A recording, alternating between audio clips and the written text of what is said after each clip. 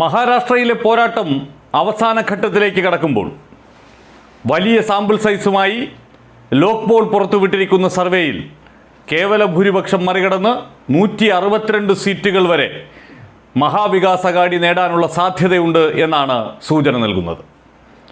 151 മുതൽ 162 വരെ സീറ്റുകൾ കോൺഗ്രസും ഉദ്ധവിൻ്റെ ശിവസേനയും ശരത് പവാറിൻ്റെ NCPയും ചേർന്ന സഖ്യം സ്വന്തമാക്കുമെന്ന് ലോക്പോൾ പറയുമ്പോൾ BJP നേതൃത്വം നൽകുന്ന മഹായുതിക്ക് 115 മുതൽ 128 സീറ്റുകൾ വരെയാണ് പ്രവചനം. മറ്റുള്ളവർ 5 മുതൽ 14 സീറ്റുകൾ വരെ നേടുമെന്നും ലോക്പോളിൻ്റെ സർവേ പറയുന്നു.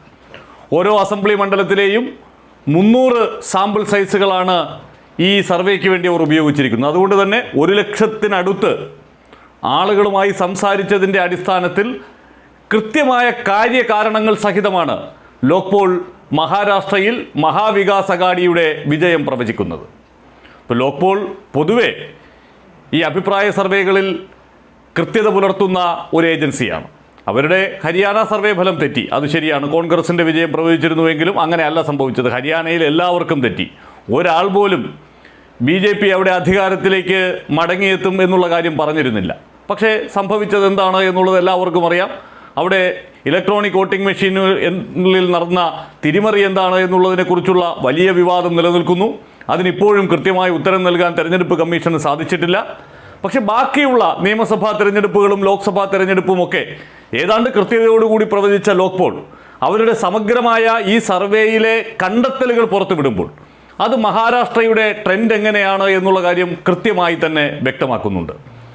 മഹാവികാസ് അഘാടിക്ക് 43 മുതൽ 46% വരെ വോട്ട് കിട്ടും എന്ന് ലോക്പോൾ പറയുമ്പോൾ BJP സഖ്യത്തിന് 37 മുതൽ 40 വരെ ശതമാനമാണ്. മറ്റുള്ളവർക്ക് 16 മുതൽ 19% വരെ. അങ്ങനെ 162 സീറ്റുകൾ വരെ നേടാനുള്ള സാധ്യത മഹാവികാസ് അഘാടിക്ക് നിലനിൽക്കുമ്പോൾ കോൺഗ്രസ് 60 സീറ്റ് മുതൽ 70 സീറ്റുകൾ വരെ നേടാൻ സാധ്യതയുണ്ട് എന്നതിലേക്കാണ് അത് വിരൽ ചൂണ്ടുന്നത്. ഇപ്പം മഹാരാഷ്ട്രയിൽ തെരഞ്ഞെടുപ്പിനെ സ്വാധീനിക്കുന്ന ഘടകങ്ങളെ വിശദമായി അവലോകനം ചെയ്ത് ലോക്പോൾ പുറത്തുവിടുന്ന സർവേയിൽ ഈ മഹാവികാസ് അഘാടിയുടെ വിജയത്തിന് കാരണമാകുന്ന 10 ഘടകങ്ങളെക്കുറിച്ച് കൂടി നമുക്ക് പരിശോധിക്കേണ്ടതുണ്ട്. അതിലേറ്റവും പ്രധാനപ്പെട്ടത് BJP മഹാരാഷ്ട്രയിൽ മുന്നോട്ട് വയ്ക്കുന്ന വിഭജന രാഷ്ട്രീയം തിരിച്ചടിക്കുന്നു എന്നുള്ളതാണ്. അത് ബാക്ക് ഫയർ ചെയ്തുകൊണ്ടേയിരിക്കുന്നു എന്നുള്ള യാഥാർത്ഥ്യം. അവിടെ എത്രത്തോളം വിഭജന രാഷ്ട്രീയം BJP മുന്നോട്ട് വയ്ക്കുന്നോ അത്രത്തോളം അവർക്ക് പല മേഖലകളിൽ നിന്നും തിരിച്ചടി ഉണ്ടാകുന്നു എന്നുള്ളതാണ്. ഒരു ഹിന്ദു ഏകീകരണം സാധ്യമാക്കുക എന്ന ലക്ഷ്യത്തോടെ അവർ നടത്തുന്ന പരിശ്രമങ്ങൾ സാധാരണക്കാരായ ജനങ്ങൾക്കിടയിൽ വലിയ എതിർപ്പുകൾ ഉണ്ടാക്കിയിട്ടുണ്ട് എന്ന സൂചനയാണ് ഈ ലോക്പോളിൻ്റെ സർവേ ഫലം നൽകുന്നത്. രണ്ടാമത്തേത് അതിശക്തമായ ഭരണവിരുദ്ധ വികാരം. അവിടെ BJP നേതൃത്വം നൽകുന്ന മഹായുതി സഖ്യത്തിനെതിരെ ശക്തമായ രീതിയിൽ തന്നെ ജനങ്ങളുടെ പ്രതിഷേധമുണ്ട്. ജനങ്ങളുടെ പ്രശ്നങ്ങളിൽ അവസാന ഘട്ടം വരെയും ഇടപെടാതിരുന്നവർ ഏറ്റവും ഒടുവിൽ ഒരു ലഡ്കി ബെഹൻ യോജന കൊണ്ടുവന്ന് സ്ത്രീകൾക്ക് കുറേ പൈസ കൊടുത്താൽ മാത്രം ജനങ്ങളുടെ വോട്ട് മാറാമെന്ന് കരുതിയിട്ടുണ്ടെങ്കിൽ അത് സംഭവിച്ചിട്ടില്ല എന്നുള്ള കാര്യമാണ്. ദേവേന്ദ്ര ഫട്നാവിസിനെതിരെ BJPയുടെ അവിടുത്തെ തലതൊട്ടപ്പൻ വലിയ വികാരം നിലനിൽക്കുന്നു. ഇപ്പോഴും ഈ മഹായുതിയിൽ, അതായത് NDA സഖ്യത്തിൽ ജനപ്രീതിയുള്ള നേതാവ് എന്ന് പറയുന്നത് ഏകനാഥ് ഷിൻഡെയാണ്, ഇപ്പോഴത്തെ മുഖ്യമന്ത്രി. അപ്പോൾ ഒരു BJP നേതാവിനേക്കാൾ അപ്പുറത്ത് ജനങ്ങൾക്കിടയിൽ പോപ്പുലറായി നിൽക്കുന്നത് ശിവസേനയുടെ നേതാവായ ഏകനാഥ് ഷിൻഡെയാണ് എന്നുള്ള കാര്യം കൂടി കണക്കിലെടുക്കണം. അത്രമേൽ ജനങ്ങൾക്കിടയിൽ ഭരണവിരുദ്ധ വികാരം ശക്തമായി നിൽക്കുന്ന ഒരു തെരഞ്ഞെടുപ്പാണ് BJPക്ക് അവിടെ അഭിമുഖീകരിക്കേണ്ടി വരുന്നത് എന്നതാണ് മറ്റൊരു പ്രധാനപ്പെട്ട കാര്യം. മൂന്നാമത്തേത് മഹാരാഷ്ട്ര ഗുജറാത്ത് പോരാട്ടവുമായി ബന്ധപ്പെട്ടുള്ള സെൻറ്റിമെൻസ് ആണ്. ഈ ഗുജറാത്തും മഹാരാഷ്ട്രയുമായിട്ടുള്ള ആ പോര് എന്ന് പറയുന്നത് കാലാകാലങ്ങളായി നിലനിൽക്കുന്നതാണ്. അതിൻ്റെ അലയൊലികൾ കൃത്യമായി തന്നെ മഹാരാഷ്ട്ര തെരഞ്ഞെടുപ്പിൽ പല മേഖലകളിലും ഉണ്ടാകുന്നുണ്ട് എന്ന് ലോക്പോളിൻ്റെ ഈ സർവേ പറയുന്നു. അത് BJPക്കും സഖ്യകക്ഷികൾക്കും ദോഷകരമായി ബാധിക്കുമെന്നും. മറ്റൊന്ന് OBC വിഭാഗമാണ്. OBC കഴിഞ്ഞ ലോക്സഭാ തെരഞ്ഞെടുപ്പിൽ ഇന്ത്യ സഖ്യത്തോടൊപ്പം മഹാരാഷ്ട്രയിൽ പൂർണ്ണമായി നിന്നുവെങ്കിൽ അതിൽ ഒരു വിഭാഗത്തിൻ്റെ ഷിഫ്റ്റ് മഹായുതിക്ക് അനുകൂലമായി BJP സഖ്യത്തിന് അനുകൂലമായി ഉണ്ടാകുന്നുണ്ട് എന്നുള്ള കാര്യം ലോക്പോൾ ചൂണ്ടിക്കാട്ടുന്നു. പക്ഷേ അത് പൂർണ്ണമായി നേരത്തെ BJP സഖ്യത്തിനോടൊപ്പം ഉണ്ടായിരുന്ന നിലയിലില്ല. അതിൻ്റെ അലയൊലികൾ സ്വാഭാവികമായി ഉണ്ടാകും. അതുകൊണ്ടാണ് ഈ OBC-കളുടെ ഒരു തിരിച്ചുപോക്ക് ഉണ്ടായി തുടങ്ങിയിട്ടുണ്ട് എന്നുള്ള കാര്യം അവിടെ അനുഭവവേദ്യമാകുന്നത് കൊണ്ടാണ് BJPക്ക് 128 സീറ്റുകൾ വരെ നേടാൻ സാധിക്കുമെന്ന് ഈ സർവേ പറയുന്നത്. മറ്റൊരു പ്രധാനപ്പെട്ട കാര്യം മറ്റ് വിഭാഗങ്ങളുടെ പിന്തുണ ആർക്കാണ് എന്നതാണ്. ഇപ്പോൾ OBC-കൾ വിഭജിച്ചു നിൽക്കുന്ന ഒരു സാഹചര്യം, പൂർണ്ണമായി BJPക്കൊപ്പമായിരുന്നവർ പകുതി ഇപ്പുറത്തും പകുതി അപ്പുറത്തും എന്നുള്ള മട്ടിലേക്ക് ഇപ്പോൾ മാറിയിരിക്കുന്നു. അതിൻ്റെ ഗുണഫലം സ്വാഭാവികമായി മഹാവികാസ് അഘാടിക്കുണ്ടാവും. മറ്റൊന്ന് മറാത്തക്കാരാണ്. ഈ മറാത്ത വിഭാഗം ഇപ്പോൾ മഹാവികാസ് അഘാടിക്കൊപ്പമാണ്.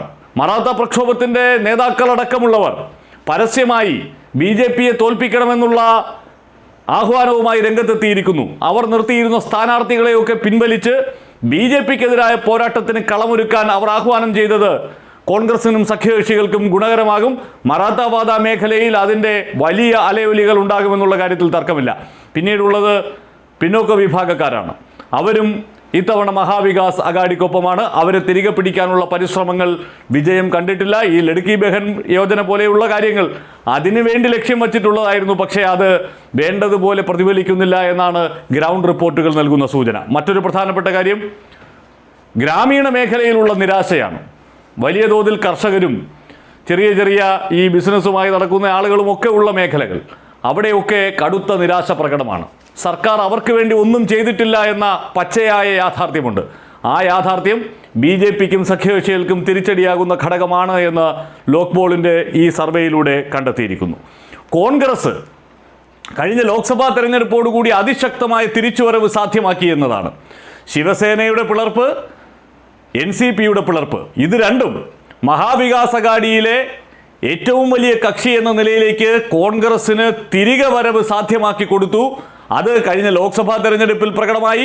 അതിൻ്റെ തുടർച്ച കോൺഗ്രസിന് സ്വാധീനമുള്ള വിദർഭ മേഖലയിൽ അടക്കം ഈ തെരഞ്ഞെടുപ്പിൽ ഉണ്ടാകും എന്ന് ലോക്പോൾ സർവേ പറയുന്നു. കോൺഗ്രസ് അതുകൊണ്ടാണ് 70 സീറ്റുകൾ വരെ നേടിയാലും അത്ഭുതപ്പെടാനില്ല എന്ന് ഈ സർവേ ചൂണ്ടിക്കാട്ടുന്നത്. മറ്റൊന്ന് മഹാവികാസ് അഘാടിയുടെ നേതാക്കന്മാർ നടത്തുന്ന അഗ്രസീവായിട്ടുള്ള പ്രചരണമാണ്.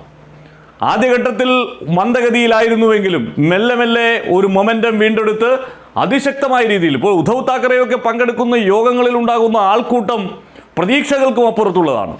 രാഹുൽ ഗാന്ധിയുടെ യോഗങ്ങൾക്ക് ലഭിച്ച സ്വീകാര്യത വളരെ വലുതായിരുന്നു. അത്തരത്തിൽ മഹാവികാസ് അഘാടിയുടെ നേതാക്കന്മാരുടെ സാന്നിധ്യം മഹാരാഷ്ട്രയെ അക്ഷരാർത്ഥത്തിൽ ഇളക്കിമറിക്കുന്നുണ്ട്. നരേന്ദ്രമോദി പ്രതീക്ഷിച്ചതുപോലെ ഒരു തുടർ ക്യാമ്പയിനുമായി മഹാരാഷ്ട്രയിൽ ഇല്ല എന്നുള്ള കാര്യവും ശ്രദ്ധേയമാണ്. അദ്ദേഹം കിട്ടിയാൽ മതി എന്നുള്ള മട്ടിലാണ്. കാരണം ഹരിയാനയിലും ഇതുപോലെയായിരുന്നു. എങ്ങാനും തോറ്റുപോയി കഴിഞ്ഞാൽ അത് തൻ്റെ പെടലിക്ക് ഇരിക്കണ്ട എന്നുള്ളൊരു മനോഭാവം ഉണ്ടായിരുന്നു. അത് മഹാവികാസ് അഘാടിക്ക് മഹാരാഷ്ട്രയിൽ ഗുണം ചെയ്യുന്നുണ്ട്. അഗ്രസീവായിട്ടുള്ള അവരുടെ ക്യാമ്പയിൻ ഏറെക്കുറെ വലിയ ചലനമുണ്ടാക്കി തുടങ്ങിയിട്ടുണ്ട് എന്നത്.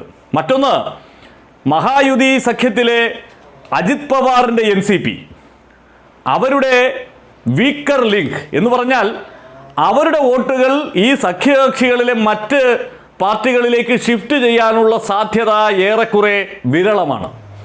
അവരുടെ സ്ഥാനാർത്ഥികൾ മത്സരിക്കുന്ന ഇടത്ത് കൃത്യമായി കിട്ടും. പക്ഷേ സഖ്യകക്ഷിയിലെ മറ്റ് പാർട്ടികളുടെ സ്ഥാനാർത്ഥികൾ മത്സരിക്കുന്ന ഇടങ്ങളിൽ ഈ അജിത് പവാർ SP വിഭാഗത്തിൻ്റെ വോട്ടുകൾ, പ്രത്യേകിച്ച് ശരത് പവാറിൻ്റെ NCPയും BJPയും തമ്മിൽ ഏറ്റുമുട്ടുന്ന ഇടങ്ങളിൽ, ശരത് പവാറിൻ്റെ NCPയും ഏകനാഥ് ഷിൻഡെയുടെ ശിവസേനയും ഏറ്റുമുട്ടുന്ന ഇടങ്ങളിൽ ഈ അജിത് പവാറിൻ്റെ NCPയുടെ വോട്ടുകൾ BJP സഖ്യത്തിന് അനുകൂലമായി പോകാനുള്ള സാധ്യതയില്ല എന്നുള്ളത് തന്നെയാണ് അവിടുത്തെ പ്രധാനപ്പെട്ട കാര്യം. മറ്റൊരു പ്രധാനപ്പെട്ട ഘടകം ഈ ചെറു പാർട്ടികൾ, അവിടെ മഹാവികാസ് അഘാടിക്ക് ദോഷമുണ്ടാക്കുന്ന സാഹചര്യം പലപ്പോഴും ഉണ്ടായിട്ടുണ്ട്. വഞ്ചിത് വികാസ് അഘാടിയെ പോലെ AIMIM പോലെയുള്ള പാർട്ടികൾ. പക്ഷേ ഇവ രണ്ടും വലിയ രീതിയിൽ വോട്ട് ഭിന്നിപ്പിക്കുന്ന തരത്തിലേക്കുള്ള വളർച്ച ഈ തെരഞ്ഞെടുപ്പിൽ പ്രകടമാക്കുന്നില്ല എന്നതാണ്. അവർ 1-2 സീറ്റുകളിൽ വിജയിക്കാനുള്ള സാധ്യത നിലനിൽക്കുമ്പോഴും ബാക്കിയുള്ള ഇടങ്ങളിൽ മഹാവികാസ് അഘാടിക്ക് കാര്യമായ ഭീഷണി ഉണ്ടാക്കുന്നില്ല.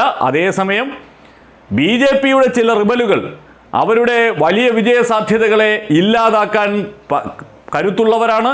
റിബലുകളെ ഏറെക്കുറെ ഒതുക്കാൻ കഴിഞ്ഞത് കോൺഗ്രസ് സഖ്യത്തെ സംബന്ധിച്ചിടത്തോളം ഗുണകരമായ കാര്യവുമാണ്. അങ്ങനെ ഈ 10 ഘടകങ്ങൾ പരിശോധിക്കുമ്പോൾ BJPയുടെ ഈ ലഡ്കി ബഹൻ യോജന എന്നുള്ള ഒരൊറ്റ ഘടകം കൊണ്ട് മാത്രം അവർ വിജയിച്ചു കയറാമെന്ന് പ്രതീക്ഷ വയ്ക്കുമ്പോൾ അതിനെ മറികടക്കുന്ന തരത്തിലുള്ള ഘടകങ്ങൾ മഹാരാഷ്ട്ര തെരഞ്ഞെടുപ്പിനെ സ്വാധീനിക്കുന്നുണ്ട്. അത് പ്രകടമായി തന്നെ മഹാരാഷ്ട്രയുടെ ഗ്രൗണ്ടിൽ ദൃശ്യമാണ് എന്ന് ലോക് പോളിൻ്റെ ഈ സർവേ ചൂണ്ടിക്കാട്ടുകയാണ്.